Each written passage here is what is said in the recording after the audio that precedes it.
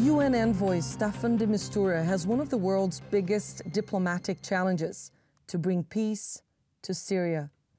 In Damascus on Tuesday, he met with the Syrian foreign minister and got the regime to agree to lift its sieges on up to 7 towns and allow aid convoys to enter. It is clear it is the duty of the government of Syria to want to reach every Syrian person, wherever they are, with humanitarian aid, particularly now after so long time. Tomorrow we will have a test of that, and we will be able to talk more about it. Aid is expected to finally reach places like Madaya in rural Damascus, where aid workers say 24 people have starved to death.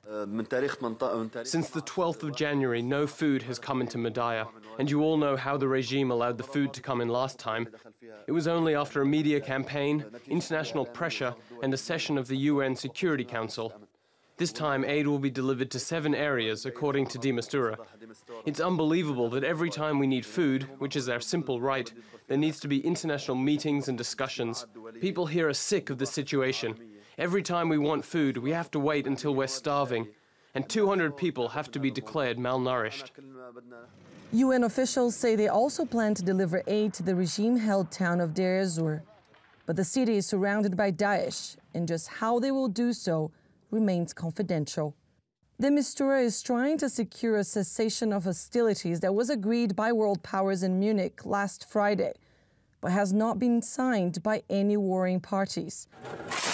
While the regime continues making gains in Aleppo province, supported by Russian airstrikes, Kurdish YPG also seized rebel territory near Azaz, a town 8 kilometers from the Turkish border, angering Ankara, which sees the group as a terror organization. A new round of Syria peace talks is scheduled to resume next week, after the latest negotiations were suspended. But with new players and alliances now involved in the conflict, most monitoring groups agree that the stakes have never been higher. Anelise Borges, TRT World, on the Turkish-Syrian border. Well, let's get more on this now from Anelise, who is at that southern border between Turkey and Syria and joins us now. Anelise, the UN envoy to Syria then has called this attempt to deliver aid a test. What exactly did he mean by that?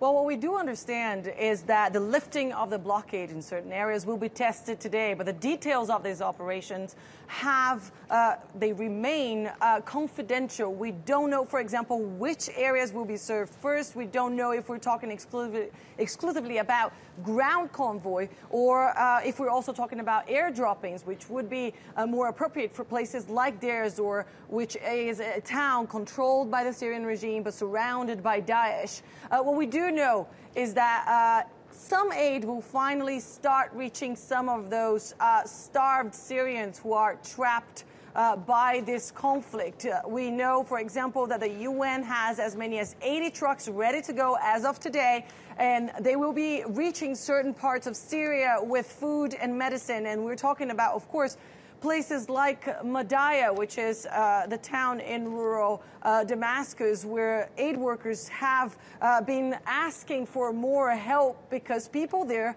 are starving to death. And where does all of this, Anelise, leave the cessation of hostilities, which is meant to begin later this week?